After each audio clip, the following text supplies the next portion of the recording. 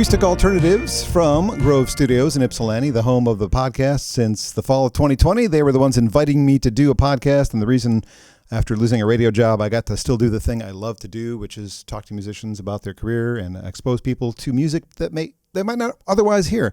And some of these folks are new to me. Some of them are old friends. This is Friends of Friends, and I'm excited to have them on. The Young Fables are here. Welcome.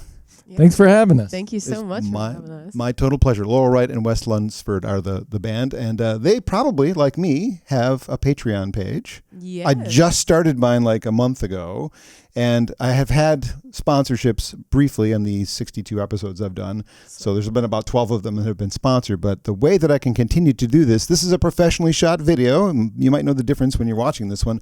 I don't always do this because I can't afford to do this. And if you want to see more of these kinds of things, less than a cup of coffee a month, you can support me. I've got some special content planned for people who do that. I don't really talk about too much what it is because, well, there's a reason. But one of my next things I'm going to post, you guys really probably won't remember these, but back in the 60s and 70s, there was this guy, Dickie Goodman, who put together interviews, and the interviews were with people you knew, but the answers to the questions were songs. So he would use little snippets of songs. At 9 years old, I was doing like copies of these things, and I found them transferred digitally, and I'm going to post those as one of the like weird incentives people can get for joining my Patreon. That's awesome. So yeah, you'll hear me what I sound like at 9, 10, interviewing Ronald Reagan and an outfielder from the Detroit Tigers I'm sure you've never heard of. Some really weird stuff that is somewhat embarrassing, but also kind of funny.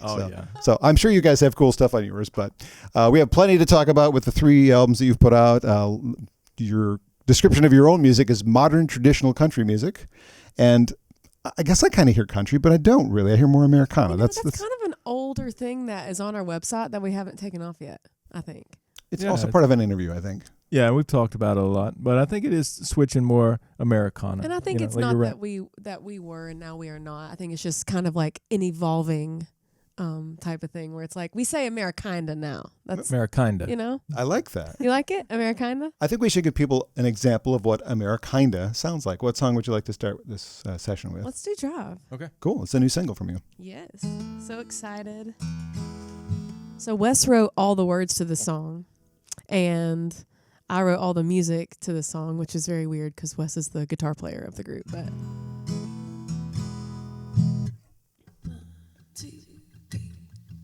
he slammed the door, I let him go.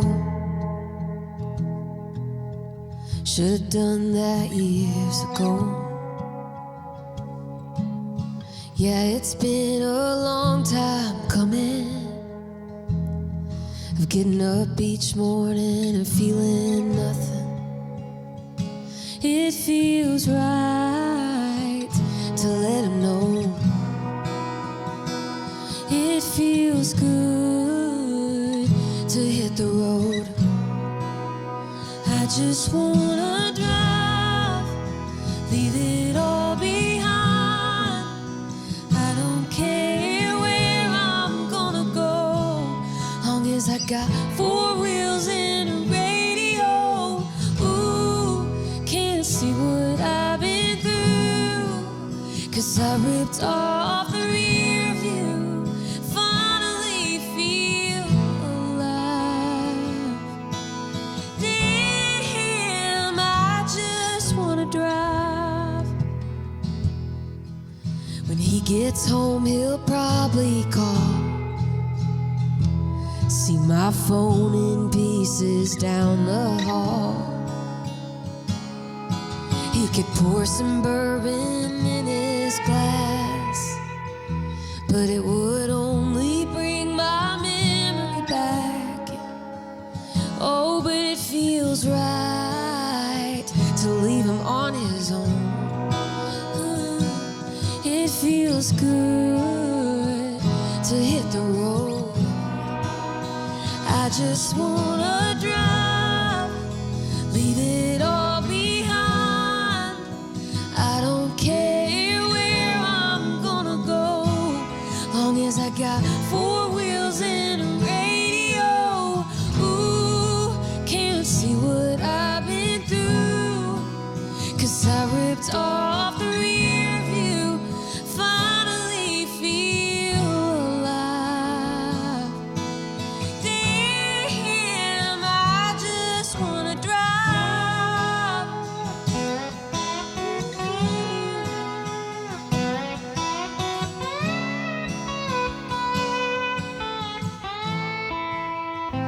just wanna drive, leave it all behind. I don't care where I'm gonna go, long as I got 4 wheels and a radio. Ooh, can't see what I've been through. Oh, I ripped off the rear view. Finally feel alive.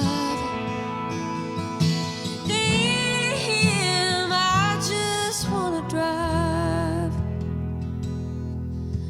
Damn, I just wanna drive.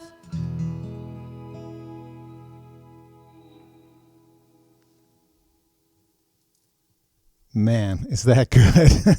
I really wish I still had a radio show right now because I would play that song to death. That is such a great tune. Forthcoming album.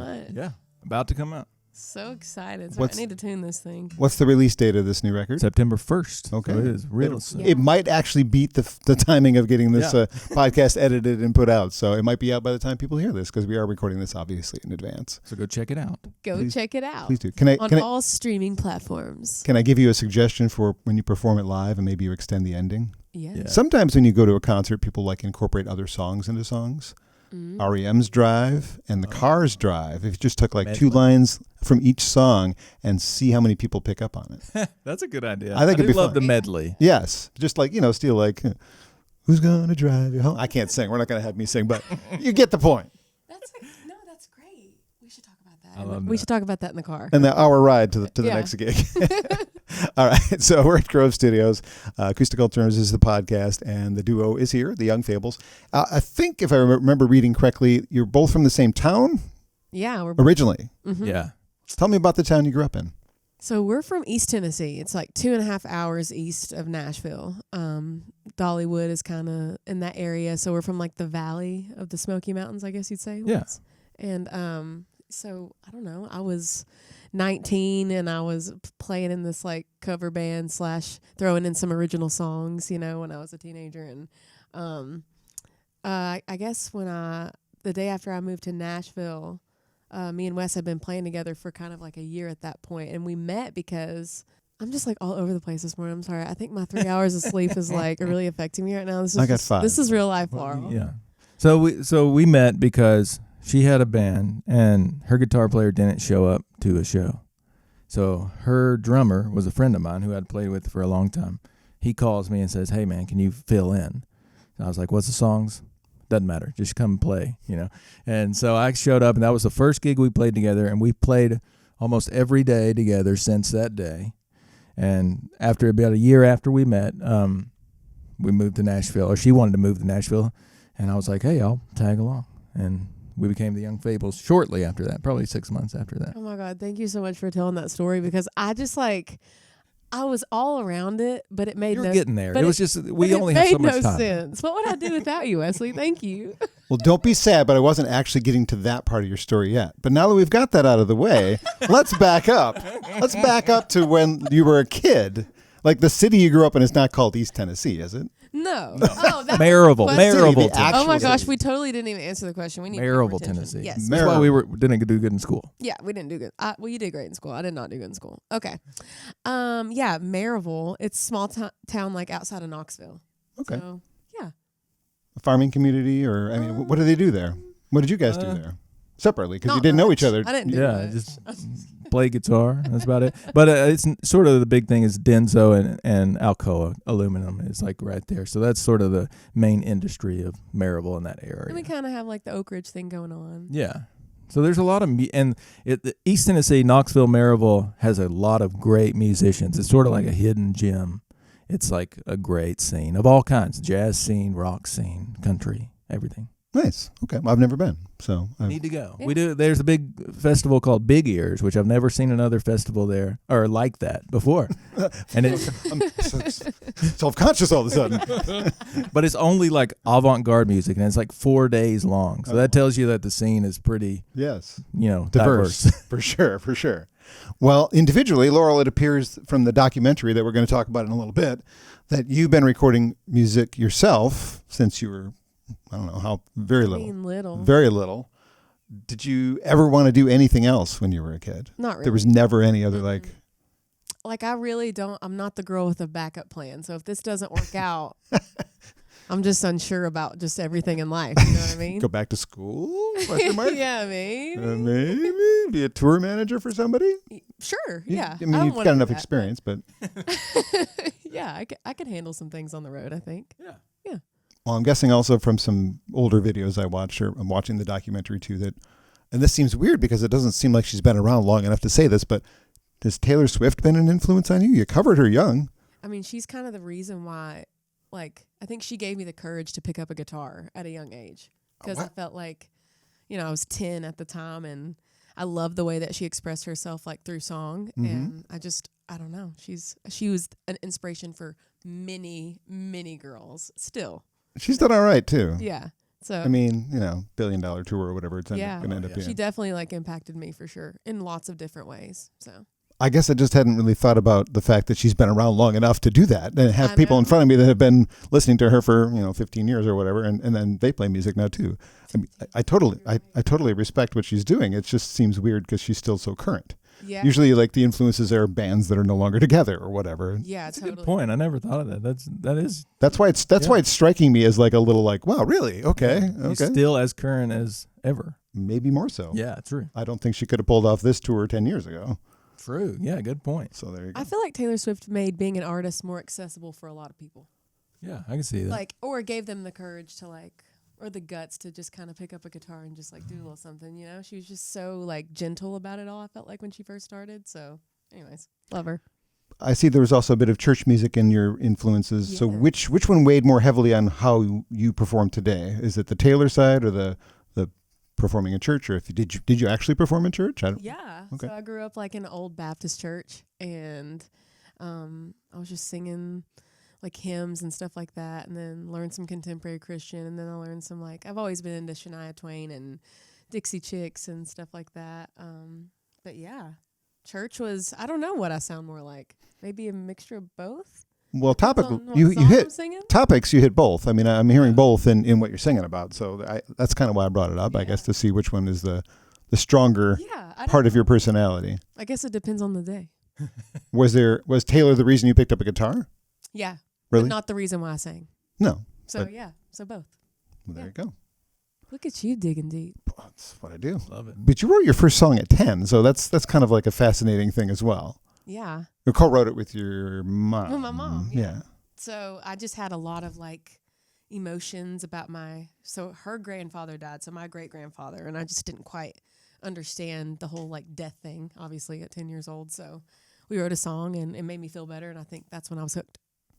Very good. The super early recordings that exist, there was a picture of that, I think, in the video as well, like some CD that you'd burned of yourself. What do those sound like? Is there a comparison for those, and what kind of things were you singing about at that point? I remember one line was have you ever been in love like this? Have you ever wanted that first kiss? Have you ever wanted the boy in the magazine? Something like that. I remember those words. Sounds like a teenage song. Yeah. So that was the thing. And it was an A. So it was have you ever? Okay, yeah. Well, you also briefly did American Idol. Were you there for a couple of weeks, months? Yeah, I did American Idol 3 times, actually. Oh, really? So I don't know if that is I don't know if I'm bragging or if that's weird to do 3 times. Third time's a charm, or three strikes you're out. You never know. That's what happened for me. So I did it when I was, I think, 16, 18, and 19. And I think the last time I did it, I made top 48. So I made it the furthest that time. I got cut right before the live rounds. And yeah, I spent probably in all maybe a few months in LA kind of doing that on and off. And then between that time and the time of the first release, how many years passed? Between the time you first Fables, the first Young Fables record as a duo, and the last appearance of Idol. Because the reason I ask is if they heard you now, they would be like, "Ah, damn, we really missed out on one." You think? Yeah, I think so. It's funny you say that. I don't think anybody's ever asked that question. But when she went the last time, she just turned 19, and that was when we started talking about doing a duo. And she was like, should I go do this American Idol thing because it's still solo? And we had not even officially released or whatever. But our friend, now manager Patryk, he was like, you should go, and then we'll launch the Young Fables and try and capture that audience, And so he's really smart. So we did that. He is pretty. So it was like probably a year or less than a year that we had the record after that. Okay. Yeah. Just curious. Yeah. Well, Wes, what were you doing at 10? Writing songs as well? I was playing with Legos. No. Legos and G.I. Joes? Yeah, exactly. Ninja Turtles, yeah. No, I played guitar probably since I was like 13 or 14 or something. And I was like, like rock and roll, Pink Floyd. Those were my bands. I loved the Beatles. And then when I turned 18, I got really into jazz. And so I did that for years and years. I went over to China for a while and played over there. Really? And doing just like this jazz R&B clubs and stuff. And while I was over there, a friend of mine sent me a video of Glenn Campbell playing, I think it was Galveston Live, and he takes this extended guitar solo at the end. He's a great guitar player. And I was like, it blew me away. I was like, I didn't know country music was like this. And so I just started listening to country. And then, so I was, when my contract ran out in China, they asked if I wanted to do a year more. And I was like, well, I think I'm going to go back to Tennessee and see if I can play country, And then almost as soon as I got back, I met Laurel. There's a pretty girl waiting for me, you should have said. Well, I didn't know it at the time. Well, you knew it. You just didn't know it. Wes and I mean, we weren't into each other until like a good ways in. Yeah, probably a year and a half. Whatever it takes. Yeah, convenience. So, can you give me just a little sample of the tasty jazz licks you used to play? Because I do like jazz a lot. Actually, my current station that I work for, although not on the air, is a jazz and blues station. So, Oh, really? what kind of jazz did you play? Let's find out. Well, we did a lot of modern jazz and stuff, but me and Laurel sometimes play like, standards.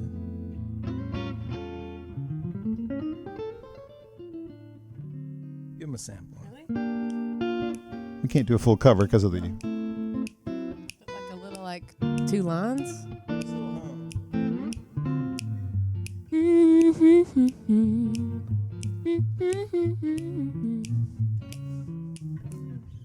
Cool.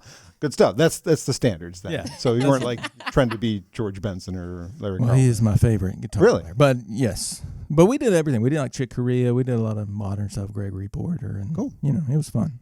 Very cool. I'm curious how that comes forward. That's really nice. Chet Atkins seems like that might be a good... He was that's like one of the reasons I play Gretsch is because he's sort of a connecting line. There's a lot of connecting lines between jazz and country, like Hank Garland and Chet and Les Paul. And other people. Well, cool. Did you start writing songs at any young point? Did you wait till you met Laurel? Well, it's funny because like when I was young in like rock bands, I wrote all the songs, and like I was that angsty singer songwriter dude. And then I got into jazz. I just played guitar for years and years. I was just like only care about guitar. Wanted to play like George Benson. Wanted to be John Scofield, Pat Metheny. And then when I came back and met Laurel, she would bring songs over to me and say like, what do you think of this song? And she like really cared about my opinion. So we started writing songs together. So if I had never met Laurel, I probably would not write songs because I would still just play guitar all the time. Yeah, play covers. But yeah, and so that sort of brought it back to my forefront, I think. I hope this is a happier choice. Yeah, totally. It's a very creative, outlet, I think. Very good. Well said, Wes. Did you have any, like I asked Laurel, any dreams of anything else besides music when you were a kid? Like I want to be an astronaut or I want to make pizzas or I don't know. Not really. I mean, like it's funny. One of my early memories is my mom got me this book and in the front of it, it's like, what do you want to be when you grow up? And I don't even know, 5 or something. And I said like opera singer or something. So it's like, I didn't even know what really it was involved being a musician. I just wanted to do it, I think. I was obsessed. Like my first thing I listened to was like Bob Dylan and the Beatles, and ever since then it's been that. Well, I'm glad you guys found each other. The first album is this one, right? Mm-hmm.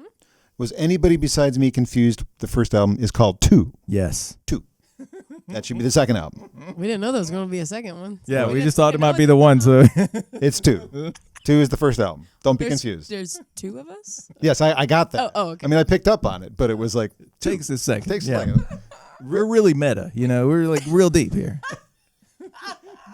I sadly, until Patryk, your manager, and our mutual friends sent me the CDs to review for this session, hadn't really heard your music much. But I'm so glad he sent me all 3 CDs because they're so good. Each of them has like a lot of songs. Again, if I was still doing a radio show, especially at the college level, I usually mark which songs I would play on the radio, and it's basically like 90% of the album I would play, and all 3 of them actually. Thank you. This one, I think the one I would play the most is September. That's just a really, really great song. So first album is called 2, if you're looking for information about a band who's been putting out records for a while.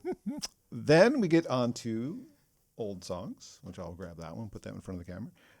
Half Is Good, great song for me as well. And, of course, Daddy's Girl, which kind of leads us to a big part of the conversation. But I think it might be best if we play this song, which was co-written by Dean Fields and your manager, Patryk. And then we'll talk about how it fits into a big picture, quote unquote. Ha ha ha.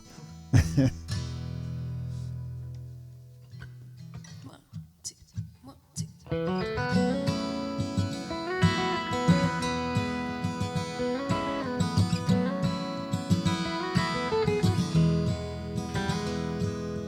Mama said when I was one day old,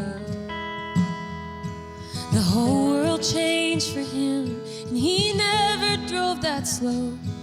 I left on Cavett Drive, 5th house on the right. He took me in his arms and I was home. He gave me the best years of my life. I must have took a few from him, 'cause I was not an easy child. I made mistakes, made them again. It never changed a thing for him, 'cause he knows who I am, and I'm not sure if I'm anything in the world. I'm Daddy's girl. I can't stand cigarettes and I hate the cold, but I'm freezing on the front porch, 'cause that's where Daddy smokes. That's where he was waiting up when my curfew'd come and gone. A little angry, mainly happy I was home. He gave me the best years of my life. I must have took a few from him, 'cause I was not an easy child. I made mistakes, made them again. It never changed a thing for him, 'cause he knows who I am, and I'm not sure if I'm anything in the world. I'm Daddy's girl. Daddy's girls tell him everything. Daddy's girls can ask for anything. Daddy's girl makes him cry every time she sings.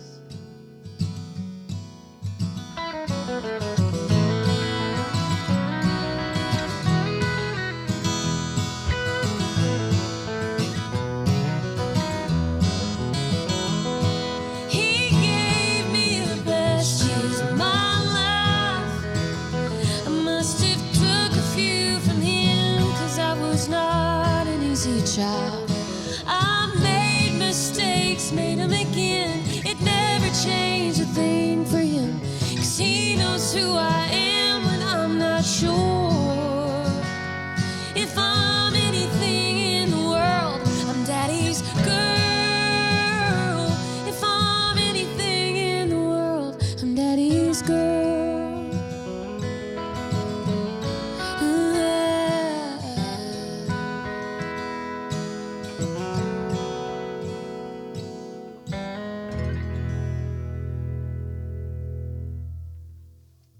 What a great song. Thank you. Man. We'll get into how that might be hard for anyone to sing in just a second. And I have to do it's a weird spot to throw in the business stuff, but I'm going to throw the business stuff in to give you a chance to gather your thoughts for that. Grove Studios, where we're at, is really generous with making sure that my stuff is seen and heard, and they're very generous about making sure that I've got a space to do this podcast. And if you've been watching it or listening to it, especially watching it, you're seeing a different room for the first time. This is one of the 5 rooms in this building, and this is a spot for bands that can come and practice. You can't see it, I don't think, on the camera, but there's a drum set right in front of us that you could bang away at, and your neighbors wouldn't hear you because you're somewhere near a train track instead, in an industrial park, and it's like a great spot to make a ton of noise and not worry about disturbing your neighbors. And again, there's 5 rooms. 2 of them are meant meant for bands. There's one for DJs. There's a podcast studio, which we're normally in.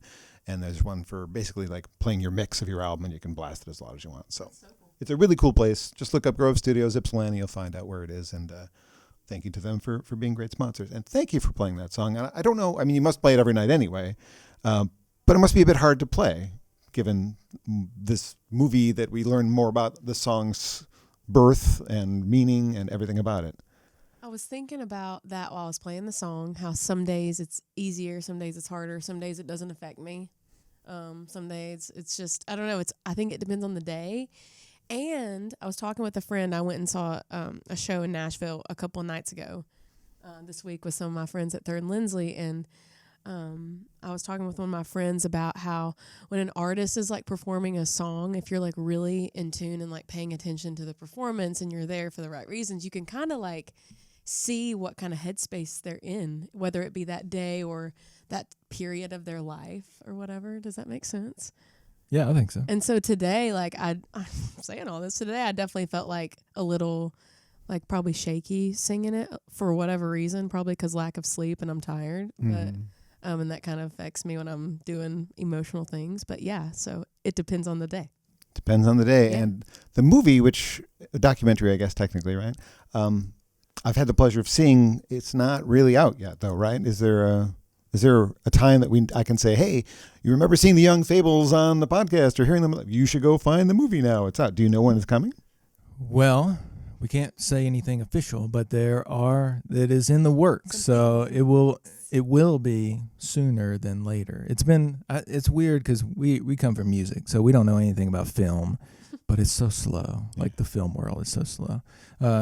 But there's things happening. So hopefully soon. It has already won the Nashville Film Festival Audience Choice Award, which is pretty cool for something that's not out. Yeah.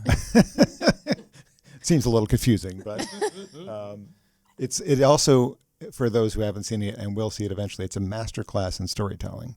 It's such a great way to tell why the song was written, how the song was written, like just following the whole thing all the way through. Oh, though it's not out on like streaming, it's on our Patreon. Yes, so that's on our Patreon. Our Patreon's very new for us too, so I'm trying to remember to like probably the same time, about a month or less, a couple of weeks ago. Yeah. So yeah, I guess it is out. So technically people could, if they find you on Patreon, see what I'm talking about. Tell me about the process, if you can. Either of you. About like the filmmaking, like Yes. how we started it? Yeah, how it started. That's always crazy. Maybe you lead a little bit. I'll start. Okay. So like my storytelling's not been good today. I'll let you Yeah. pick Do you it have up. any caffeine? Did you have caffeine? I don't know. Yes, you did. Okay. I did. So it was so weird because Patryk, he calls us right before we're supposed to write with Dean, who helped us write Daddy's Girl. And we've written a bunch of songs with him. He's written songs for like Garth Brooks and people like that. He's amazing. And he was coming over, and Patryk calls us and says, hey, would you mind me filming your song right today? And we're like, that's weird. Like, that would be awkward, you know? But we're like, okay, whatever. Call Dean, make sure it's cool with him. He was the same. It's weird and awkward. And so the whole idea was to just have here's how we came from nothing into a song, you know, like 10 minutes, something like that, like video. But the song we wrote was the song we just played, Daddy's Girl. And we were like, wow, this is, because we write a lot of songs, and some songs you should never hear ever because they're terrible, you know. But we were like, this is a cool song. Maybe we keep on recording and sort of see the whole process through. But then I'll let Laurel take it from here, I guess. Yeah, so we were just going to make our YouTube video, you know, and then I always say that I think maybe the creator, God, whoever, had different plans for my life. And so January 5th, my sister died in a car accident. She was 19, only sibling I had, and she was a daddy's girl. So the song was very cool because everything in it was completely true, down to the street that I lived on, you know, growing up. And so it was special for both of us. And so my dad, we decided not to play it for him. Just because it did not seem like the right time. And then he heard it a little bit before he passed away. But my dad passed away 8 months after my sister died. He was like 51. I mean, we think broken heart. They say heart attack. But it was pretty crazy. And it ended up being just like basically a film about songwriting, the songwriting process, like what goes on behind the scenes. It tracks the whole thing from beginning to end, like whenever we're in the studio, like I'm sitting on my dad's lap, he's hearing it for the first time. It's really special, and it's kind of wild. Seems like a weird thing to be proud of, but I mean, I feel like music is something that I'm supposed to be doing, but I really think the driver is like sharing my story. It's such a weird one. We have it on film. I don't know. You kind of think about, situations or circumstances or whatever you want to call it, and you're like, that's not a coincidence. And I think that I'm supposed to be talking about it for whatever reason. And it's played a big, big part in my healing process, and which I'm still on in a lot of therapy. But yeah, so now our documentary is about like all kinds of different things. It touches on like anxiety, depression, and how songs can change over time. When we wrote the song, had my sister, I had my dad, still have my mom, but that song meant something else. And then when my sister passed away, it meant something else. The song changed. And then when my dad passed away, it changed again. So it's a pretty powerful, it's not an easy watch, but I think it's an important one. I was going to say it was heartbreaking to watch, but also you didn't want to stop watching. You wanted to continue the story and get, feel what you were feeling. And Patryk and Andy, like they did such a great job. Like, they did. Taking it and like kind of like telling my story without me having to like relive a lot of things. Like they were really sensitive to that, and I really appreciate that. I saw in the film, I'm not quite sure to say why she's in the film, seems weird, but Georgia Middleman, who did some songs with one of the Michigan bands. We were talking Michigan bands, but the Accidentals, we lost the Accidentals to you guys.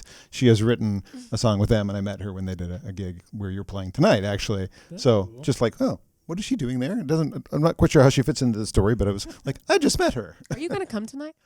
We'll talk about that after we get off the air. Okay. After we stop recording. I want to, but there's a reason I can't. She wanted to catch you on it. She was going to catch you on I want record. to. So people don't often hear songs the way they're intended. So has anybody said, oh, I love that song, I used that for my wedding? Yeah, of course. Yeah.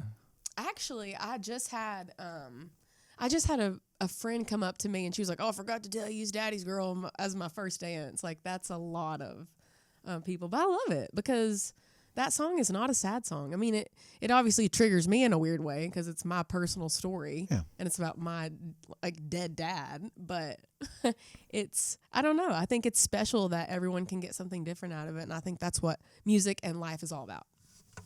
Well, I've been a wedding DJ since 1985/7, and as of yet, it hasn't been used, but I can always throw it on the list of when people are looking for songs for the daddy-daughter dance, because they go, I don't know, what song is going to play? And so sometimes I just give them a list. I'm going to have to add that. Yeah, get us in there. Add it in there. So this is the album it's on, those who are watching. It is the second album, which also includes a rather sad one called Your Kind of Company, which you wrote about your sister as well. So not that you only write sad songs, but those seem to be the ones that I think we all react to sad songs. Mm-hmm. I mean, one of the biggest selling albums of the last decade was Adele's 21, right? How many of those songs are happy?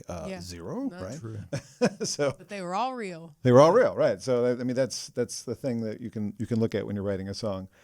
Your bio says you're strong advocates for mental health awareness, and I imagine that probably came out from, I don't know, because you're going to answer this question, because of the situation you just described, going through the loss of both your sister and your father within such a short period of time. Mm-hmm.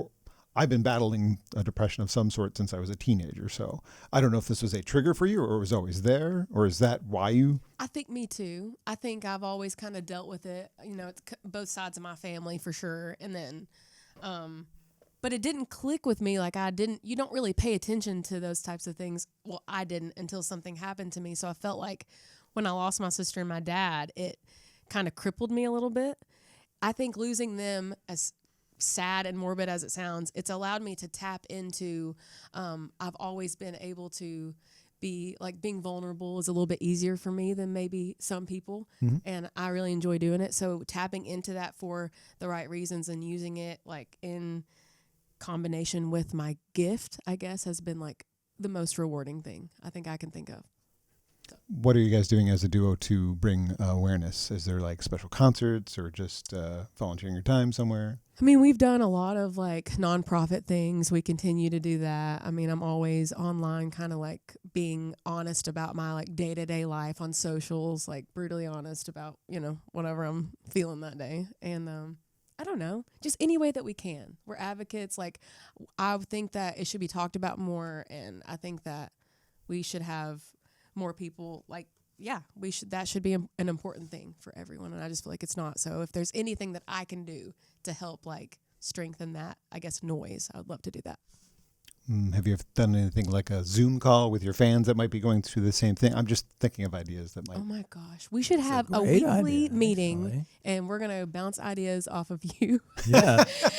That's a great idea. Because it is crazy. Like, Laurel is very open with, the people who come to our shows and stuff. But we've done this thing called the Screenplay Tour, which is where we play the movie and we play a short concert. Oh, okay. And, man, like, I've never seen people come up after something like that. Like, it's just like lines of people who just feel like they connect to something, because everybody has tragedy of some sort, Sure. And it's like just to see people, like, see her story and also, like, reflect on it and be like, this is my story too. I need to be able to. And so they'll, come and talk to us for everybody. I remember one specifically, I think everyone in the theater came up and talked to us afterwards and told us their story and, like, Wow. sort of let it out. And it was really cool. I mean, It was almost like therapy, which I just feel like after that, something like that happens, they're like, thank you for sharing. And I'm like, thanks for caring. Right. Thanks for being here and then sharing your story. Like, I don't know. I feel like it's not about sharing my story and it's all about me and my tragedy, and my tragedy is so much worse than your tragedy. It's just, this is like the platform I've been given, and I love using it for, like, those reasons, I guess. Because I don't want to feel alone either. No.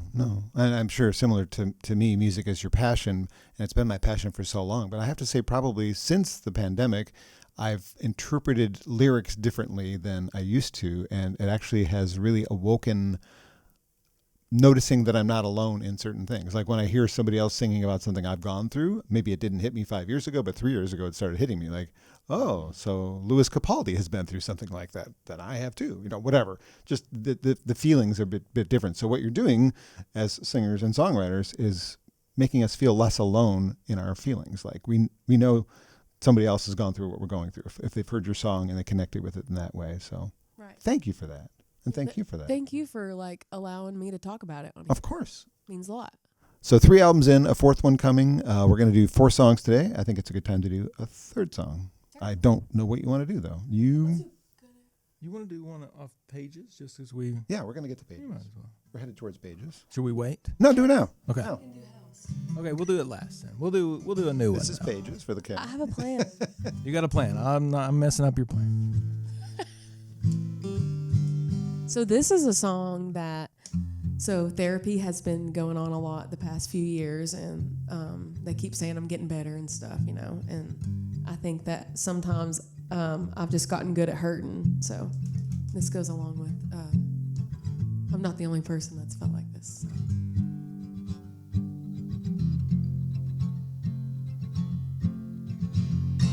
Been one hell of a road, but I'm getting used to how it feels.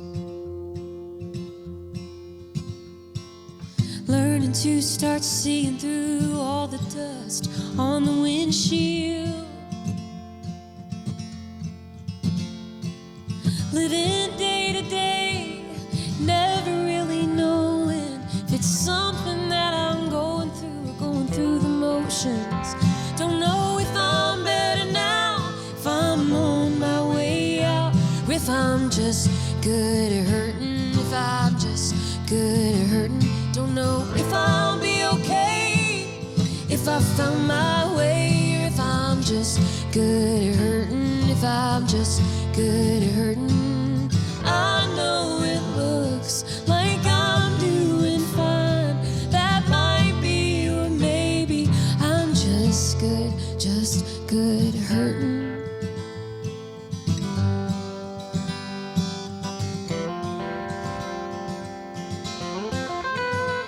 I feel like a fixer-upper, they never got around to fixing up.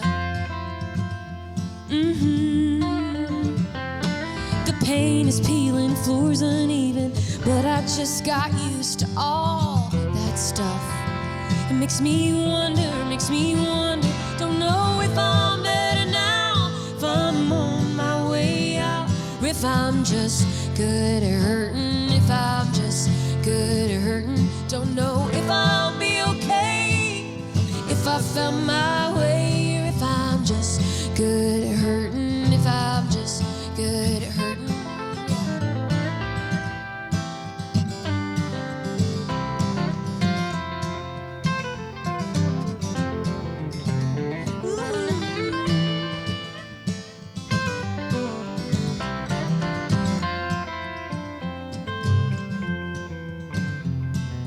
Living day to day, I'm never really knowing if it's something that I'm going through or going through the motions.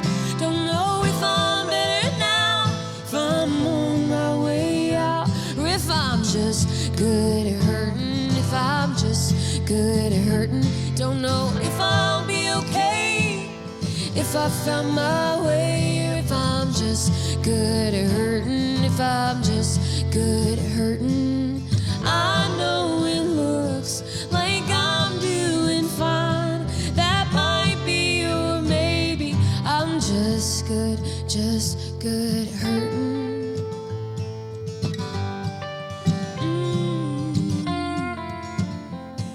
I'm just good.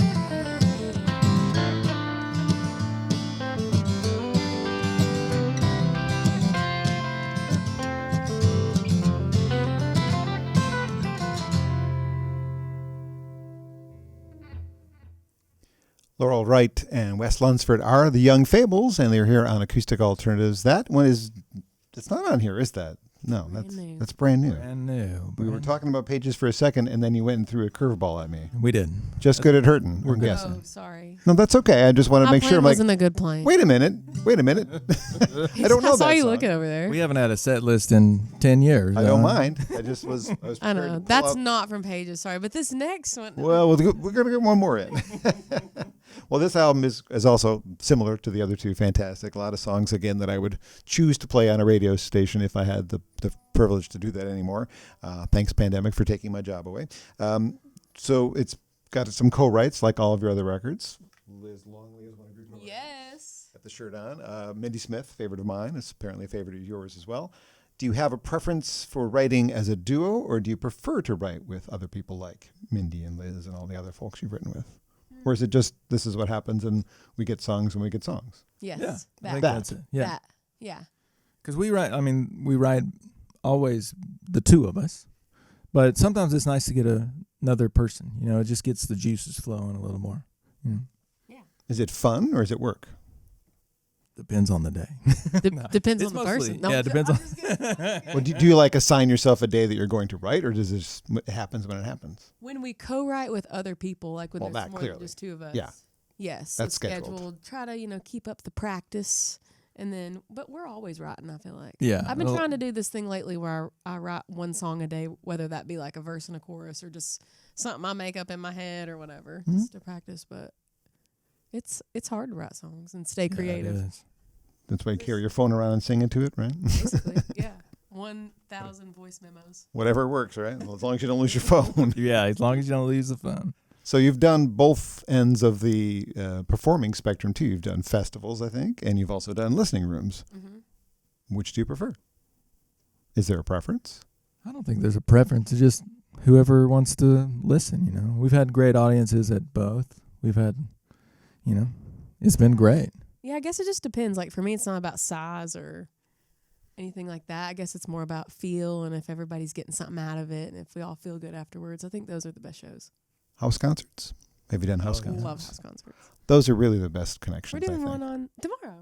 Oh, there you Yeah. go. And those are cool too because, like, you can meet everyone in the room, Right. which is rare. And they are a captive audience. Yes. Mm-hmm. And it's like they sort of, even if they don't know who you are, they're friends with somebody and they brought them, and then hopefully they like you. So you're getting a lot of people who want to hear you otherwise. Right. Well, I mean, the movie, we kind of glazed over this a little bit, but it's the power of that movie and the power of the songs is it helps us heal. It helps us cry. I wanted to hug you after watching the movie, which I haven't done yet. We can hug after. Yeah. Okay. But that's what music does for us as listeners. And I know you guys obviously are listeners too, not just performers. So it's such an important part of of life is to have these emotions, and you guys do such a great job of making us feel. That's the whole point of that. Thank you. What do you like to do when you're not making music? Is there a hobby that you have that you're on, not on the road? Okay, we're home for a month. What are we going to do? What do you like to do? Well, we have a cat named Mark. Oh. And we love our cat so much. Yes. We're those people. And we like to hike. I mean, not like anything intense, No, look but at me. I'm not intense. That's like our quality time together. So that's kind of like what we do. Hike, take long walks, adventure. I don't know. Yeah. We're kind of lame. I read a lot of comic books. I play a lot of board games. Yeah, I think I remember seeing board games in one of the interviews I saw. Lots of those. What's your favorite? It depends. Like if it's just like a light something like Splendor, that's a fun game. Yeah. Does Laurel play? She will play. Mm-hmm. I'm not Sometimes. as big of a gamer as Wes, but I'll still play though. Do you invite friends over and like do card games and stuff too? Yeah. There you go. Yeah, we do that. You're normal. Cool. You're normal people, Yeah, though. we're cool. We play board games. We're cool. It's hard to as you're getting going in a music career, and you guys have got pretty good momentum at this point. I feel like. Do you have a level that you're trying to get to? Like I want to be as big as X, not the band X, because they broke up, I think. But I love them. Yeah, but but do you think in those terms? Are you just kind of on the ride and let's see where it goes, or do you like I want to be next year? I want to make sure we're playing consistently 400 seat rooms, and then after that I want to play 1,000-seat rooms. I have no idea. I'm asking the question in a is there a plan? Or I don't have to. I mean, I feel like I want it all. Okay, you Yeah. should. But I kind of feel bad for saying it. But I mean, You gotta say it on film. yeah, so you got to that say it. It's everybody called knows, manifesting. I just learned about manifesting. it. There you go. So that's why I said it. But I think like we always sort of tried to go wherever it leads us. I mean, that's why we have a documentary. Like we would never have done that, Yeah. So But it might open really big doors. for right, you or it's if just it like works out. it just happens. It's like everything. I think you just follow where it leads you, and hopefully that's the right way. Yeah. Seems to be working so far. We want to play to lots of people, of course. I think you should be. There should be more people seeing your music and hearing your music. Hopefully this helps a little bit too. Bring you Helps a lot. well, more fans is better for me too. I hope that it works for you. On the Pages record, I noticed recently on your YouTube channel, you're doing some like stories about the songs videos, which if I remember correctly, they're only posted in the last couple of weeks. Yet there's a new album coming out. So are we going to do that for that record too? Talk about the songs? Probably. Yeah. Yeah. We usually do that. It just took a little bit for this one to get it recorded. Well, we recorded those a long time ago. I just reposted them. I'm in charge of the socials, so they're kind of all over the Oh. place. Gotcha. Mm-hmm. That's not Patrick's fault. He does his job. Wasn't dissing Patrick. I did notice Wes's comments on Buried Me Too, quoting the lyric, I'm a ghost tossing in the sheets. Ooh. What did I say? I don't even remember. Just that it was a great lyric. Oh yeah, I do love that lyric. Yeah. I love ghosts. I got to agree. Yeah, it's cool. I forget, was it you came up or Liz maybe? Yeah, I feel like that was probably like a Liz. Yeah, it sounds like it. It sounds like a Liz thing. I'm going to give that one to her. You don't remember? No, Yeah. I always don't- forget that kind of stuff. I was talking to my friend Jen Aiden. She wrote Blake Shelton's She Wouldn't Be Gone, just went like platinum. So proud of her. But I was talking to her the other day about, I was like, do you remember what you did specifically, like when you write songs, or who did the most writing? I just feel like I don't remember that kind of stuff, Yeah, I don't. I'm not that kind of writer because I usually don't do anything. So That's not true. I noticed on the YouTube page there's also a video of you guys singing with Delta Ray, which is cool. Big fan of them as well. Oh, love they're them. awesome. Brittany just married somebody originally from the Michigan music scene. I don't know where he lives anymore because I lost track of him. But yeah, I was looking him up for some reason. I'm like, he just married, what? They're so talented Small and world. great people. Yeah, I met them on the first album tour. They played the radio station that I used to work at, and there's a big signature on the wall there that they did the logo. That's it's really cool. I got on the floor and got real low. So yeah, got to see them on the Cayamo cruise as well, Ooh. which the one time I got to go. That's a whole nother story. But That's anyway, a goal. That's a goal for us for sure. Yeah. Okay, we I'm want- just gonna go ahead and say it. okay, good. Cruise. Manifest. Mm-hmm. Manifest. Where is the best spot we can find out about the new record? Is there Patreon or the Yeah, webpage? patreon.com/the Young Fables, and then our website, theyoungfables.com. And the new record has got a release date of we're working on that. Just a single coming out Yeah. that we heard We're earlier. gonna do singles. Okay. And then have an EP, and then have an EP. You know what I mean? So you're giving up on the album concept? I don't We're know. still gonna have project concept. It just might not be as long. Or maybe it Because might. instead of like going in and recording like 10, 11 songs, what we're doing is recording as we write. And we're just doing, and so I don't know if it'll be a full record or an EP, or it's just whenever we feel like it's done. Maybe it'll be a double record. Yeah. I don't know. Okay. Well, I would like to hear one more song if you've got it in you. Okay. How about the song we wrote with Mindy Smith? I would love it. And I just saw her play the other night at Third and Lindsley. She That's what I was doesn't, watching. she doesn't come to Michigan very often. Really?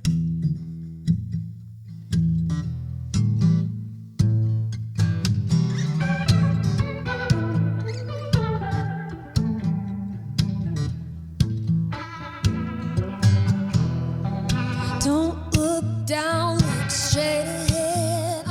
Trouble gives you trouble and a crick in the neck. Redemption is a promise. If you ain't found it yet, it's not a question of whether, it's a question of when. Everybody's bleeding, everybody's hurting. Every lamb is lost, every soul is searching. If love is what you're looking for, splitting in the house of the Lord.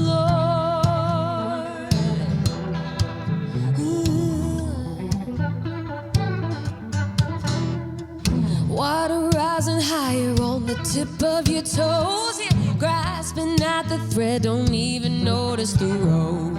Forgotten and forsaken, but you got it wrong. Child, you're only waiting. It's all here for the taking. Everybody's bleeding, everybody's hurting. Every lamb is lost, every soul is searching. If love is what you're looking for, splitting in the house of the Lord. You don't even have to knock on the door. Come on in to the house of the Lord. Hey.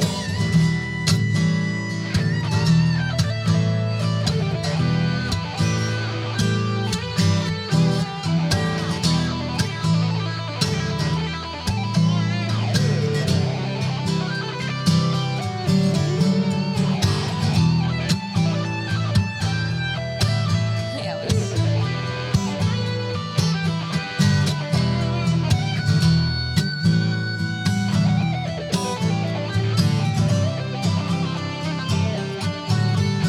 Oh, everybody's bleeding, everybody's hurting.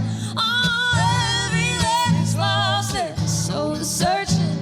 If love is what you're looking for, joy is what you're looking for, peace is what you're looking for, splitting in the house of the Lord. The house of the Lord. If love is what you're looking for,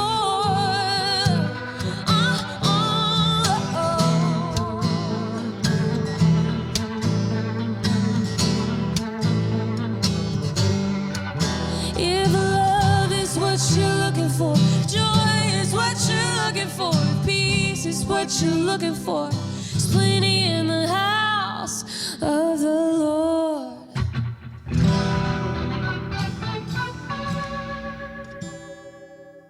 I had to have the ending. Love it. House of the Lord, one of the songs from the latest album, up to this point anyway. The album is called Pages, the Young Fables. My guest today on Acoustic Alternatives. And what an absolute pleasure to spend time with both of you today and learn more about you. Well, thanks so much for having us. It's really been a treat. It's Thank been a you. treat for We're me. honored. It's I can't say enough about the three albums I've heard so far. If you get a chance to see them live, do it. I'm going to unfortunately miss the one that's tonight, which isn't going to be in the past once people hear and see this, but this has been a treat. So theyoungfables.com, right? Simple as that. That's it. And from there, I'm sure it's easy to find a link to the Patreon page as well. Support independent musicians like this. This is where music lives, right? This is eventually it can grow into you don't get to see them at house concerts anymore and listening rooms anymore. So see them while you can and support them while they're out there. Thank you. Thank you so much. Pleasure to have you here. Acoustic Alternatives, thanks again, Grove Studios, for making this my home for about 90% of the podcasts I've done. Every now and then I do it in somebody's house, which has happened a few times too. But they've been great. Look them up, Grove Studios, Ypsilanti, if you're looking for a place to practice your band or do a podcast or your DJ skills, whatever it is you need to make more noise than you're able to do in your house. And if you're interested in supporting me on Patreon, it's the John Bomarito. Go to johnbomarito.com. There's a link at the bottom of the Acoustic Alternatives page. Very easy to do. And we'll be back with another episode soon. Thanks, guys.